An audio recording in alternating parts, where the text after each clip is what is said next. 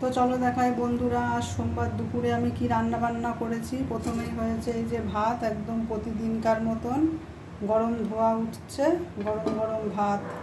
আর তার সাথে করে নিয়েছি এই যে উচ্ছে আলু আর পেঁয়াজ দিয়ে ভাজা করেছি, এটা প্রথম পাতে খাওয়ার জন্য। এই যে এটা বেশ ভালোই লাগে প্রথম পাতে খেতে। আর তার সাথে করেছি এই যে, দেখো এটা তোমরা কারা কারা খাও, এটা হচ্ছে কুমড়ো ভর্তা। কুমড়োটা পেঁয়াজ দিয়ে, রসুন দিয়ে, শুকনো লঙ্কা দিয়ে দিয়ে সব ভাজা করে তেলের উপরে সব নেড়ে নিয়েছি, কালো জিরে ফোড়ন দিয়েছি। তো এটা খেতে খুব ভালো লাগে কুমড়ো ভর্তাটা। কুমড়ো ভর্তা হয়েছে, আর তার সাথে হয়েছে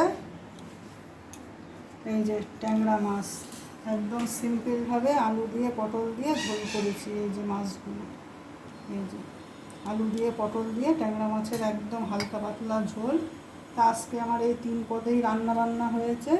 তোমাদের যদি ভিডিওটা ভালো লেগে থাকে একটা লাইক করে দিও আর সাবস্ক্রাইব করে দিও।